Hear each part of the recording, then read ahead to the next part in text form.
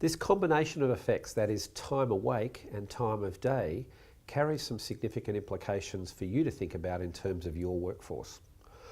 If we look back at the history of how we have regulated working hours, then if we go back to the original Factory Acts that started in the late 19th century, then you will see that these were based primarily around protecting people from physical fatigue. If we go back and look at the literature on physical fatigue, then you will see that time awake and time at work are a very good indicator of the likely level of physical fatigue. So if you go back to those early 20th century regulations and union agreements around labour, then you'll see that people are typically limited in terms of the number of days they can work in a row and the number of hours that they can work in any particular shift.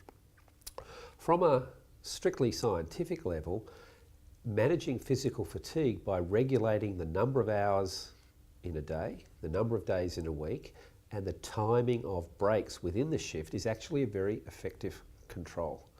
Physical fatigue accumulates as a linear function of time worked, and recovery occurs as a linear function of time away from the task. However, in the last 50 years, we've seen that the level of physical activity in most jobs has declined markedly, and the requirements for mental activity in those tasks has gone up significantly. And here lies one of the fundamental problems. While we have a 100-year history of managing fatigue, and traditionally physical fatigue by limiting the length of the shift and the number of shifts in a week, and that's been a very effective measurement, a very effective tool for managing fatigue, it turns out to not be a particularly effective way of managing the mental fatigue associated with the job. The reason for this goes back to that time of day effect we saw in the graph. And as tasks become increasingly cognitive, then time of day effects become increasingly important in the assessment of the level of risk associated with a particular work pattern. The challenge of this didn't really emerge till after the Second World War, when people used to work really long hours sitting in a cockpit, and we started to see the effects of fatigue on mental performance vary as a function of time of day.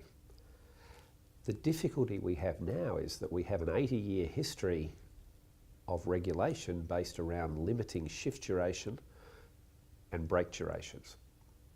The difficulty, however, is they're only half of the equation. The challenge in the next 20 years is going to be, how do we incorporate the effects of time of day in ways that enable us to regulate effectively without producing significant negative effects on productivity?